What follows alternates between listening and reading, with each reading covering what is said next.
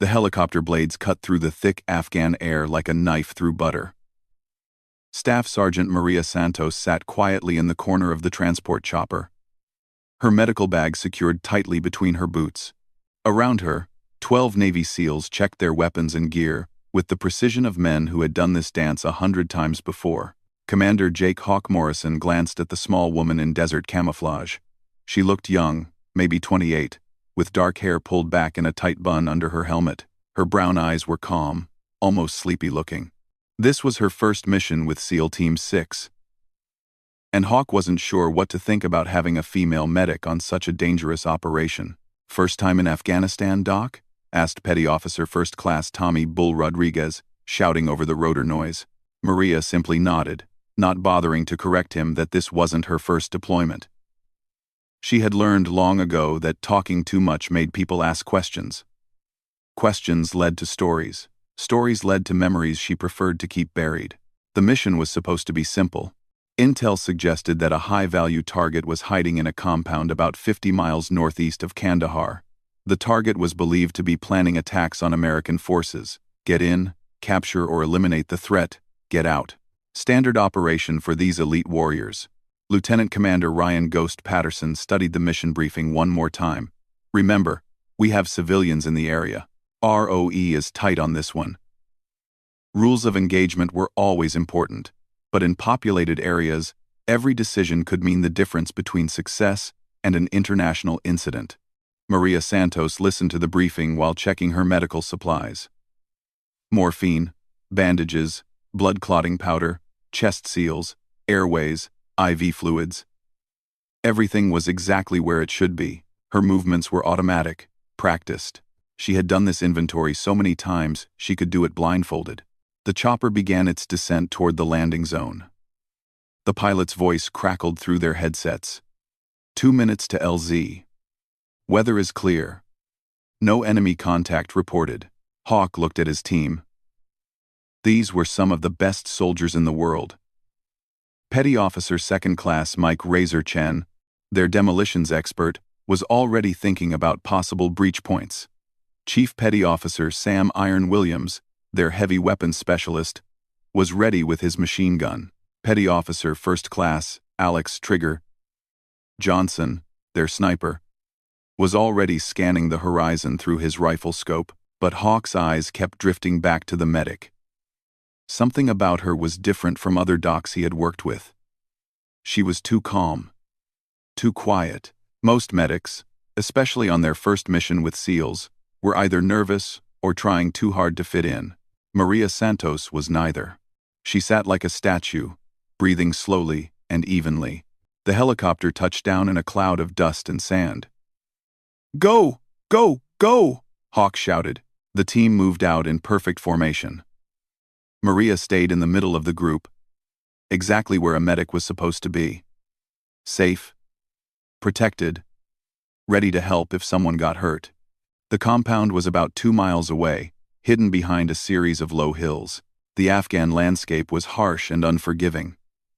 Rocky outcroppings provided some cover, but the terrain was mostly open.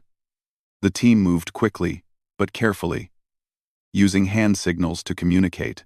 The sun was setting, painting the sky in shades of orange and red. Soon it would be dark, and they would have the advantage.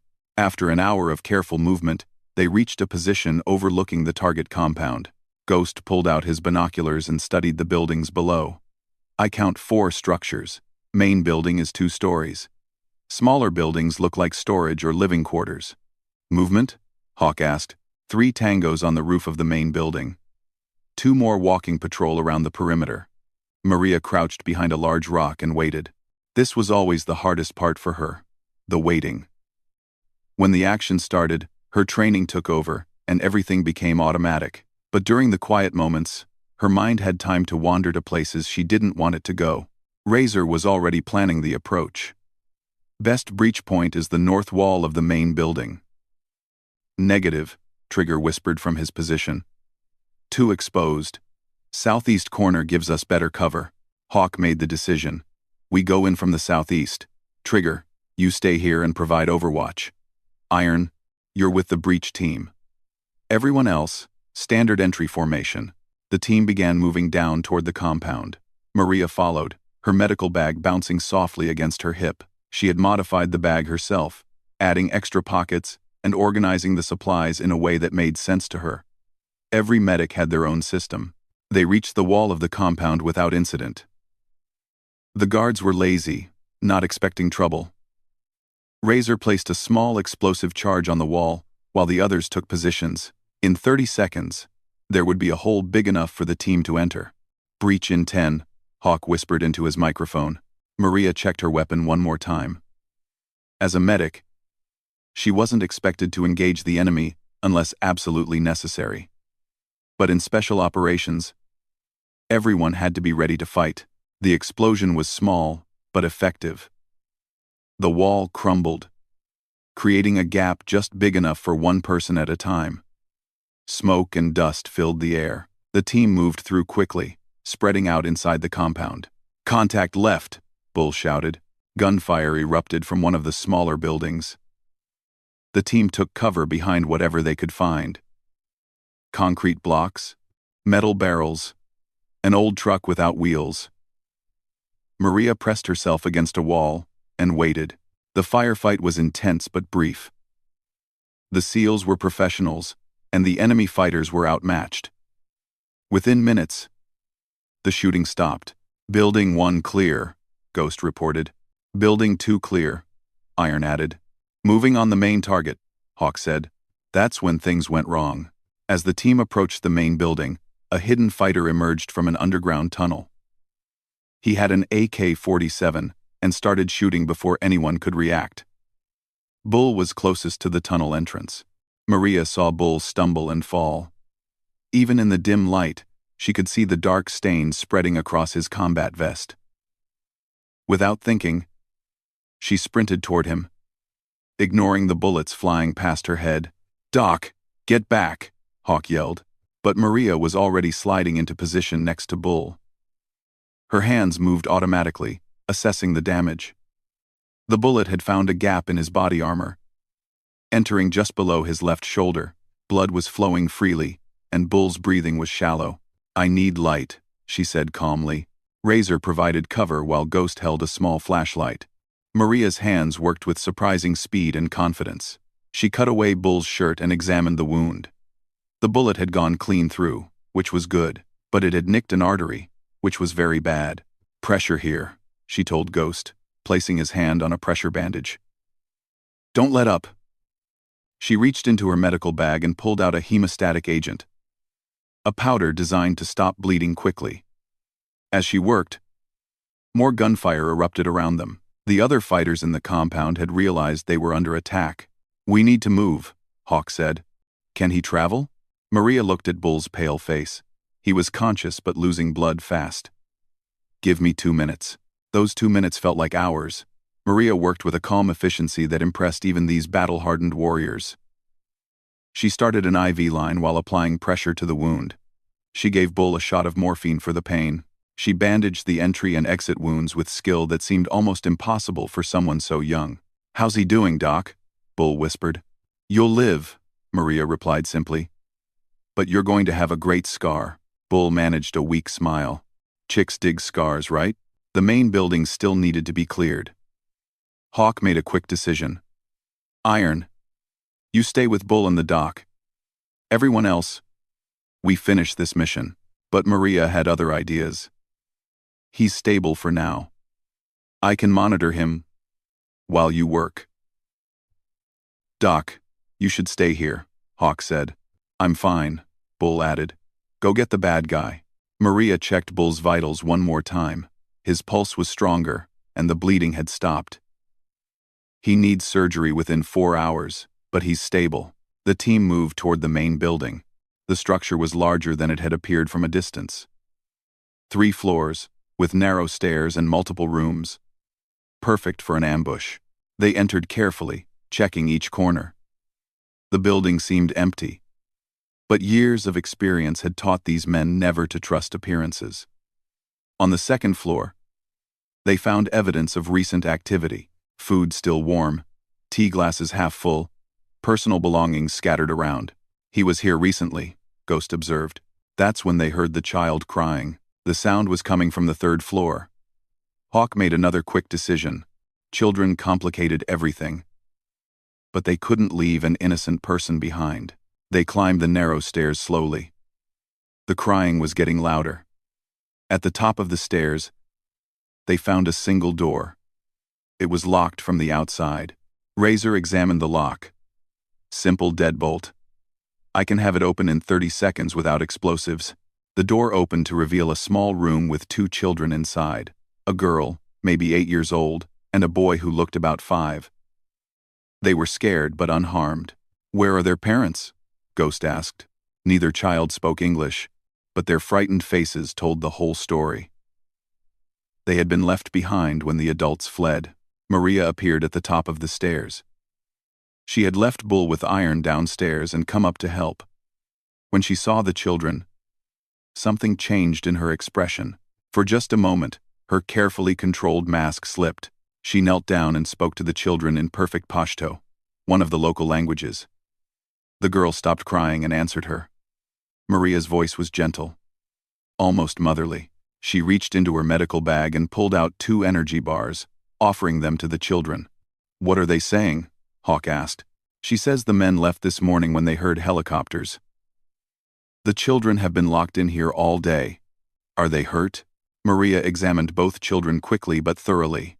Dehydrated and scared, but physically fine. The mission was becoming more complicated by the minute. They had a wounded teammate, 2 frightened children, and still no sign of their primary target. Standard protocol would be to call for extraction and abort the mission. But as Maria continued talking to the children, the girl said something that made her freeze. The woman's face went completely pale, and her hands began to shake slightly. Doc? Hawk asked. What did she say? Maria stood up slowly, her professional composure returning. She described one of the men. The description matches our target. That wasn't what had shaken her. But Hawk didn't need to know that. The girl had mentioned something else. Something about other children who had been taken away, children who looked foreign, who spoke different languages, children who cried for their mothers in the middle of the night. How long ago did they leave? Hawk pressed. Maria asked the girl another question. Maybe 3 hours. The girl thinks they went north, toward the mountains. 3 hours was too long. The target could be anywhere by now. But Hawk wasn't ready to give up yet. Can we track them? In this terrain? At night? Unlikely, Ghost replied. As they discussed their options, Maria knelt down next to the children again. She spoke softly to them in their language, asking questions that had nothing to do with the mission. The boy had stopped crying and was eating his energy bar. The girl was still nervous but seemed to trust the kind woman with the gentle voice. What Maria learned from those children would haunt her dreams for years to come. But for now, she focused on the immediate problem. They had to get these kids to safety, get Bull to medical care, and somehow complete their mission. We need to move, Hawk decided. Extract with the children and Bull. We'll come back for the target. But as they prepared to leave, Trigger's voice came through their earpieces. Movement to the north. Vehicle convoy approaching fast. How many? Hawk asked. 3 trucks. Maybe 12 fighters total. The hunters had become the hunted. The team was trapped in a building with a wounded teammate, 2 children, and limited ammunition. The easy mission had become a nightmare. Defensive positions, Hawk ordered. Doc, keep those kids calm and quiet. Maria gathered the children into a corner of the small room. She spoke to them in quiet, reassuring tones while checking her own weapon. The children seemed to sense the danger, pressing close to her for protection. The sound of vehicles grew louder. Car doors slammed shut, and voices could be heard shouting orders in Pashto. The enemy had returned in force, and they knew exactly where the Americans were hiding. Hawk looked at his team. They were outnumbered, low on ammunition, and had civilians to protect. This was every soldier's worst nightmare. But these were Navy SEALs. They had trained for situations exactly like this. Bull, how are you feeling? Hawk asked through his microphone. Ready to fight, came the weak but determined reply from downstairs. But Maria knew better. Bull was in no condition to fight anyone, One wrong move could reopen his wounds and kill him within minutes. She had to find another way out of this situation. As the enemy fighters surrounded the building, Maria Santos closed her eyes and said a prayer in a language the SEALs would never recognize. It was a prayer she had learned as a child, in a place very far from Afghanistan. A prayer that reminded her of skills she had hoped never to use again. The first enemy fighter appeared at the bottom of the stairs. The real battle was about to begin. Ghost took the first shot, dropping the man before he could fire his weapon. But there would be more. Many more.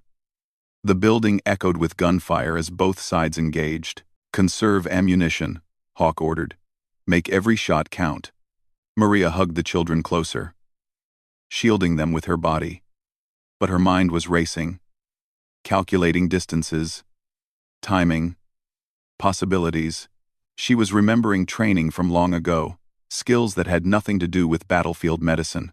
Outside, the enemy fighters were shouting orders. Maria listened carefully to their words, learning things about their tactics and numbers that could save all their lives. But she couldn't share that information without revealing secrets she had sworn never to tell. The firefight continued for what seemed like hours but was probably only minutes. The SEALs were skilled fighters, but they were running out of options. Soon they would be out of ammunition, and the enemy would simply wait them out. That's when Maria Santos made a decision that would change everything. She reached into her medical bag and pulled out an item that definitely wasn't medical equipment.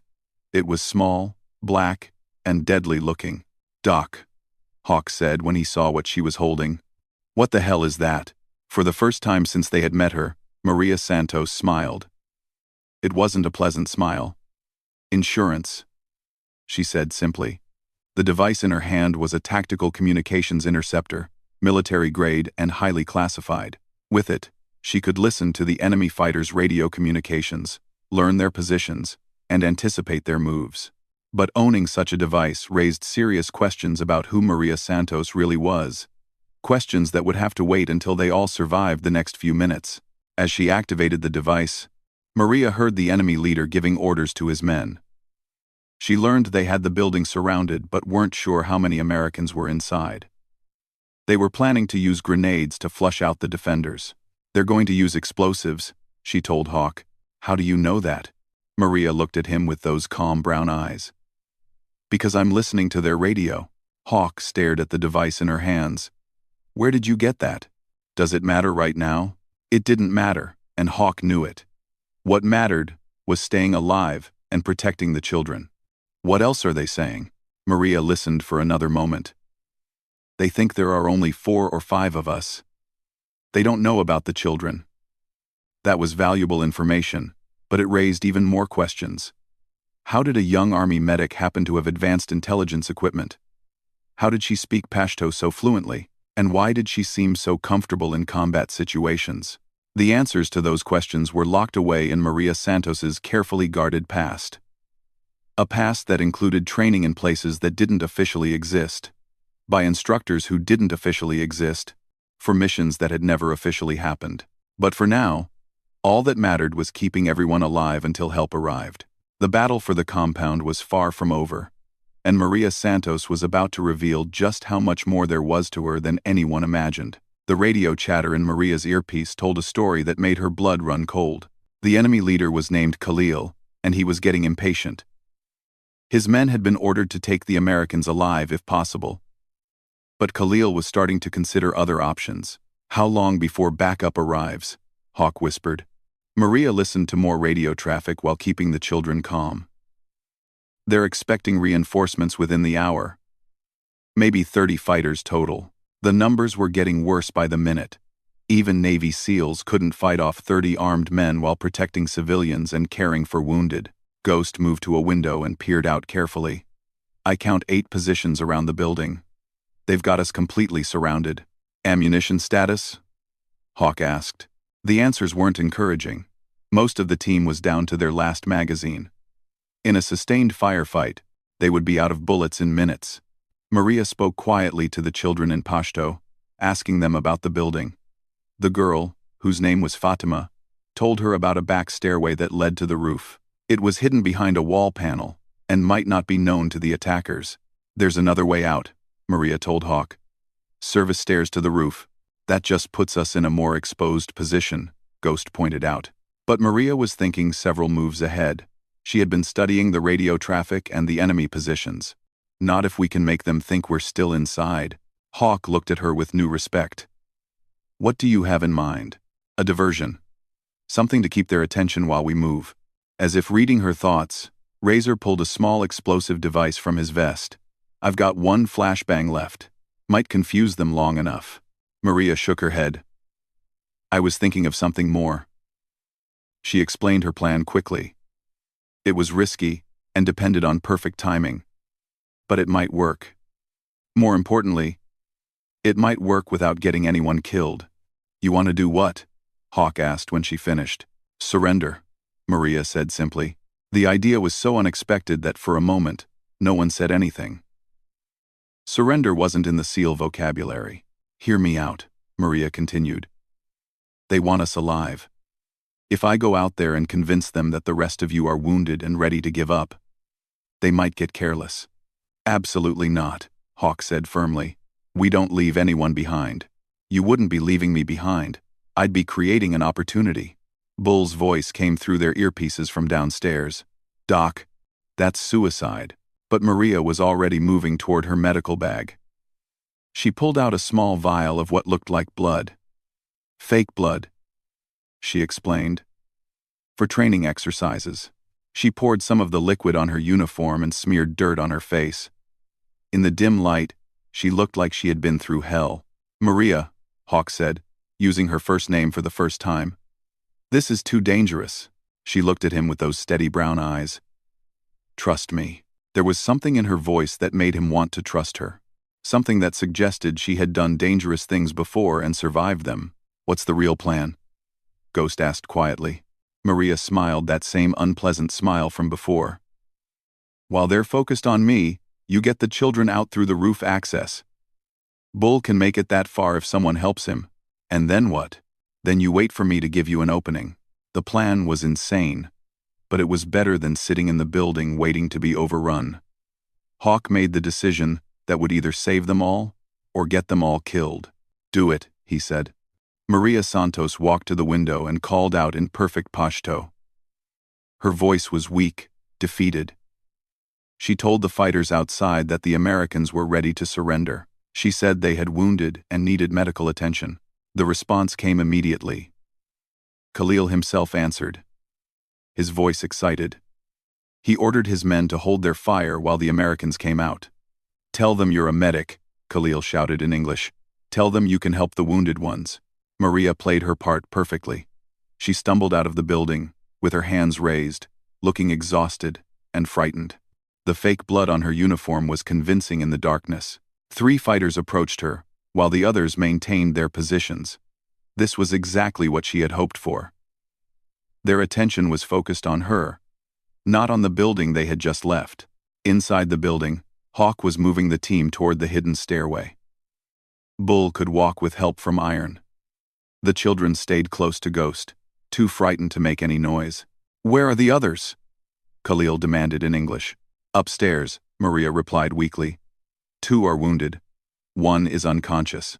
She let herself sway a little, as if she might collapse. One of the fighters stepped forward to steady her. That was a mistake. Maria's hand moved faster than anyone could follow.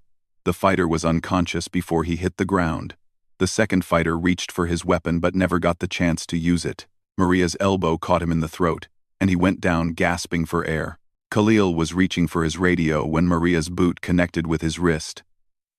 The radio flew across the courtyard and shattered against a wall. But Maria's diversion had a time limit. The other fighters would realize what was happening within seconds. Now, she whispered into her microphone. On the roof, Hawk's team was already moving. The building next to them was only about 8 feet away. It was a dangerous jump, but possible. Trigger went first, carrying his rifle and a coil of rope. He made the jump easily and secured the rope for the others. Ghost followed with the children, who were too scared to protest. Bull was the problem. With his shoulder wound, he couldn't make the jump safely. Leave me, he said over the radio. I'll cover your escape. Nobody gets left behind, Hawk replied firmly. That's when they heard gunfire from the courtyard below. Maria's diversion was over, and she was fighting for her life. Iron grabbed Bull and threw him over his shoulder in a fireman's carry. "We're doing this together, brother." The jump was terrifying. Iron landed hard on the other rooftop, jarring Bull's wounded shoulder. But they were across, and they were alive. Hawk was the last to jump. As he sailed through the air, he could see muzzle flashes in the courtyard below. Maria Santos was still down there, and she was fighting off multiple attackers. What he saw next would stay with him for the rest of his life. Maria Santos was not fighting like a medic. She was fighting like someone with advanced combat training. Her movements were precise, efficient, and deadly. She disarmed one fighter with a technique Hawk had only seen used by special operations personnel. She neutralized another with a blood choke that left him unconscious but alive. But there were too many of them. Even with her obvious skills, she was outnumbered 10-1. She needed help, and she needed it fast. "Trigger," Hawk said into his microphone. "Do you have a shot?" From his position on the neighboring rooftop, Trigger could see the courtyard clearly. "Affirmative. But she's moving too fast. I can't get a clean shot without risking her." That's when Maria did something that defied all logic. She deliberately moved into an exposed position, drawing all the fighters' attention to herself. She was making herself an easy target, but she was also creating clear shots for Trigger. "Take them," she said calmly into her microphone. Trigger's rifle spoke 3 times in rapid succession. 3 fighters dropped without ever knowing what hit them. But there were still more, and Maria was running out of room to maneuver. "We have to go back for her," Bull said weakly. "Negative," came Maria's voice through their earpieces. "Complete the mission. Get the children to safety." But Hawk wasn't about to abandon a teammate. "Ghost, get Bull and the kids to the extraction point." "Iron, you're with me." They rappelled down from the roof using Trigger's rope. The courtyard was chaos. Maria was behind an overturned cart, returning fire with a pistol she had taken from one of the fallen fighters. "Doc, we're coming to get you," Hawk said. "Stay back," she replied. "I've got this." She didn't sound like a scared medic anymore. She sounded like a professional warrior giving orders. Maria Santos suddenly stood up from her position of cover and did something that amazed even these elite soldiers. She began speaking in Pashto, but her voice had changed completely. She was using a specific dialect, an accent that Hawk didn't recognize but that had an immediate effect on the remaining fighters. Several of them lowered their weapons and began backing away. Others looked confused, uncertain. Whatever she was saying, it was working. "What is she telling them?" Iron whispered. Hawk didn't know, but he could see the results. The fighters were retreating, some of them actually running away into the darkness. In less than 2 minutes, the courtyard was empty, except for Maria Santos and a few unconscious fighters. She stood alone in the middle of the space, completely calm despite having just fought off a dozen armed men. "How did you do that?" Hawk asked as he and Iron approached her. "I told them who I was," Maria replied simply. "Who are you?" For the first time, Maria Santos hesitated. "That's complicated." They didn't have time for complicated. The extraction helicopter was coming, and they still had wounded to evacuate. But Hawk filed the question away for later. Maria Santos was definitely more than she appeared to be. The helicopter arrived 15 minutes later. Bull was stabilized and loaded first, followed by the children. Ghost had managed to contact social services through their radio operator, and the kids would be turned over to the proper authorities. As they lifted off, Hawk looked down at the compound they had just left. The mission had been a partial success. They hadn't captured their primary target, but they had rescued 2 children and gathered valuable intelligence. More importantly, they had all survived thanks to the mysterious medic, who was proving to be full of surprises. "Doc," Hawk said as they flew back toward base. "We need to talk." Maria Santos nodded. She knew this conversation was coming, and she wasn't looking forward to it. She had managed to keep her secrets for 3 years in the army. But tonight, she had been forced to show skills that raised questions she couldn't answer without revealing the truth. The truth about who she really was. The truth about where she had learned to fight like a special operations soldier. The truth about why she spoke multiple Afghan dialects with native fluency. The truth about training that had happened in places that didn't exist on any map. As the helicopter carried them through the night sky, Maria Santos closed her eyes and prepared for the most difficult conversation of her military career. She had saved all their lives tonight. But in doing so, she had exposed herself. The radio device in her medical bag was just the beginning. There were other tools, other skills, other secrets that she had hoped never to reveal. But war had a way of forcing people to show their true nature. Bull was unconscious from pain medication, but his vital signs were stable. The children were frightened, but safe. The mission was complete. Now came the hard part. Hawk was already forming questions in his mind. Questions about Maria's background, her training, her access to classified equipment. Questions that would lead to investigations, background checks, and eventually to files that were buried so deep that most people didn't even know they existed. Files that contained the real story of Maria Santos. Files that would explain why a simple army medic could fight like a Navy SEAL and speak like a native Afghan. Files that revealed training programs so classified that admitting they existed would be treason. As the helicopter flew through the darkness, Maria Santos knew that her carefully constructed new life was about to come crashing down. She had spent 3 years pretending to be someone else, trying to escape a past that had shaped her into something she never wanted to be. But tonight, that past had saved the lives of America's finest warriors. Tonight, her secrets had been the difference between success and disaster. Tonight, Maria Santos had been forced to remember exactly who she really was. The conversation with Hawk would come soon. The questions, the investigations, the inevitable discovery of her true identity. She wasn't ready for any of it. But she had no choice. Some secrets were too big to keep forever. Some truths were too important to stay buried. And some people were too valuable to remain hidden. As the helicopter approached their base, Maria Santos took a deep breath and prepared to tell Navy SEAL Team 6 exactly who they had been working with. It was going to be a very long night. The landing pad was bright with floodlights as they touched down. Medical personnel were waiting to take Bull to surgery. Social workers were ready to care for the children, and intelligence officers were prepared to debrief the team about their mission.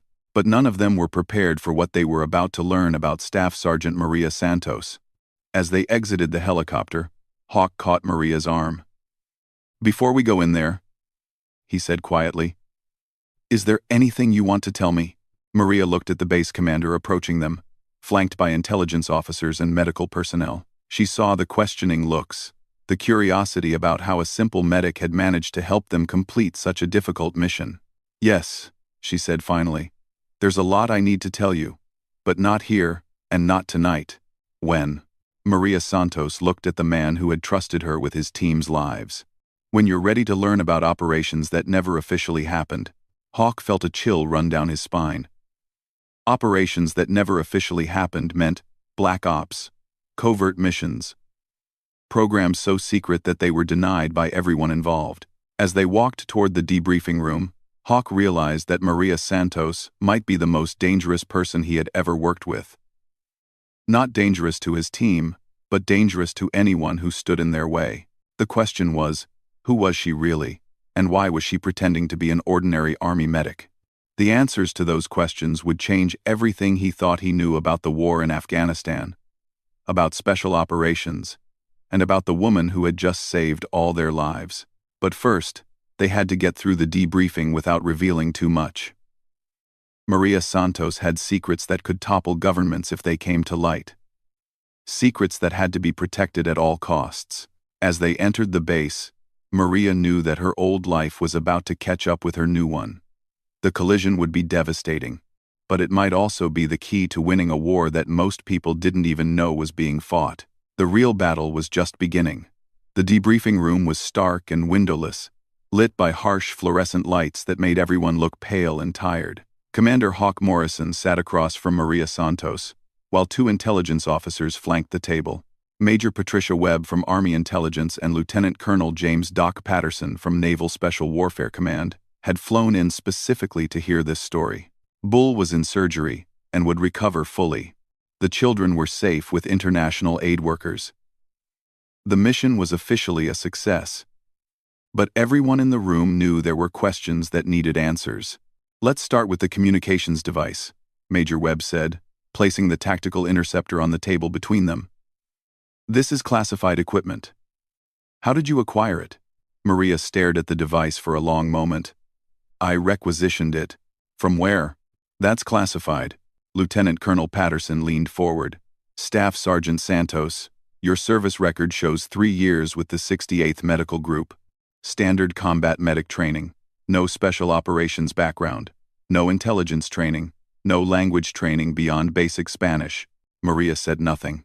"Yet tonight," Patterson continued, "you demonstrated advanced combat skills, tactical knowledge, and native-level fluency in at least 2 Afghan dialects. You carried classified equipment and somehow convinced 12 armed fighters to retreat simply by speaking to them." "I had a good night," Maria replied calmly. Hawk had been silent during the formal questioning, but now he spoke up. "Doc, these people are trying to help. Whatever your story is, keeping it secret isn't protecting anyone anymore." Maria looked at each person in the room. After 3 years of carefully maintained cover, the weight of her secrets felt overwhelming. But Hawk was right. Tonight had changed everything. "I need to make a phone call first," she said. Major Webb shook her head. "That's not how this works." "Actually," Maria said quietly, "it is exactly how this works." She recited a series of numbers and letters that made both intelligence officers go pale. "What did you just say?" Patterson asked. "My authorization code for Operation Silver Ghost." The room fell silent. Operation Silver Ghost was a legend in intelligence circles. Rumors of a program so classified that it was denied by every agency, every branch of service, every government official who had ever been asked about it. "That operation doesn't exist," Webb said carefully. "Then neither do I," Maria replied. Patterson was already reaching for his secure phone. The call he made lasted less than 2 minutes, but when he hung up, his entire demeanor had changed. "Everyone out," he said. "This conversation is now classified above our security level." Major Webb protested. "Sir, this is an Army investigation." "Not anymore," Patterson said firmly. "Commander Morrison, you're cleared to stay. Everyone else, out." Now, as the room cleared, Maria Santos finally allowed herself to relax slightly. She had been dreading this moment for 3 years, but now that it was here, she felt relieved. "How long ago did Silver Ghost end?" Patterson asked, when they were alone. 4 years, 7 months, 16 days, Maria replied without hesitation. "And you've been hiding in plain sight as a medic ever since." "I've been trying to have a normal life." Hawk looked between them, confused. "What the hell is Operation Silver Ghost?" Patterson studied Maria's face before answering. "It was a joint program between CIA, Special Operations Command, and certain allied governments. The goal was to create deep cover operatives who could blend into local populations in conflict zones." "Spies," Hawk said. "More than spies," Maria said quietly. "We were trained to become the people we were pretending to be. Language, culture, religion, family history. For some missions, we lived our cover identities for years at a time." "How many operatives were there?" Patterson asked. "Classified. How many are still active?" "Also classified." Hawk was beginning to understand. "You weren't just trained to speak Pashto. You lived as an Afghan." Maria nodded. "For 18 months, I was Mariam al-Kandahari, daughter of a tribal elder. I was married to a Taliban commander and had access to intelligence that saved thousands of American lives." The room was silent as the implications sank in. Maria Santos hadn't just learned to speak local languages. She had lived as a local woman, married into the enemy's family structure, and gathered intelligence from inside their operations. "What happened to end your cover?" Patterson asked. For the first time, Maria's composure cracked slightly. "My husband discovered what I was. He tried to kill me, but I killed him first. I had to extract in the middle of the night, leaving behind." She paused. leaving behind people who trusted me. Children, Hawk said, understanding why she had been so protective of the kids they rescued. A daughter, Maria whispered. I had a daughter with him. She was 2 years old when I left. The weight of that revelation hung in the air. Maria Santos had lived so deep in cover that she had created a family, had a child, and then been forced to abandon everything when her mission was compromised. Where is she now? Hawk asked gently. Safe. With his family. They think her mother was killed by Americans. Maria's voice was steady, but her hands were shaking slightly. It's better that way. 2. Patterson was taking notes, his face grim. How many other Silver Ghost operatives are still in deep cover? I don't know. We were compartmentalized for operational security. But you think there are others? I know there are others. Tonight, when I spoke to those fighters in the courtyard, I used a specific phrase. A code that told them I was connected to their world, in ways they couldn't understand. What did you say? Hawk asked. I told them I was the ghost of Khalil's wife. Both men stared at her. Khalil's wife? Patterson said. Khalil was my husband's cousin. When I lived as Mariam, I knew his family well. His wife died in an American bombing raid 3 years ago. The fighters tonight thought they were seeing her ghost come back to warn them about divine judgment. That's why they ran, Hawk said with admiration. Cultural psychology, Maria explained. Part of our training was understanding how to manipulate local beliefs and superstitions. Patterson was beginning to understand the scope of what they were dealing with. Staff Sergeant. Your real name isn't Maria Santos, is it? It is now. Maria Santos is who I choose to be. But it wasn't your birth name. Maria hesitated. My birth name was classified when I entered the program. Maria Santos has been my legal identity for over 4 years. What about your family? Parents? Siblings? They were told I died in a training accident. They attended my funeral. Hawk felt a chill run down his spine. You've been dead for 4 years? Officially, yes. The woman who entered Operation Silver Ghost no longer exists. Maria Santos was created as my extraction identity. But I decided to stay in this life, instead of returning to my old one. The room was quiet as both men processed this information. Maria Santos had literally died and been reborn as someone else. She had lived inside enemy territory for over a year, married into their command structure, and gathered intelligence at the cost of leaving her own child behind. Why did you become a medic? Patterson asked. Because I wanted to save lives instead of taking them. I wanted to help people instead of manipulating them. She paused. I thought I could be normal, but you kept your skills sharp, Hawk observed. Your combat training, your language abilities, old habits. You don't forget that kind of training. And the classified equipment? For the first time, Maria smiled slightly. I have friends in interesting places.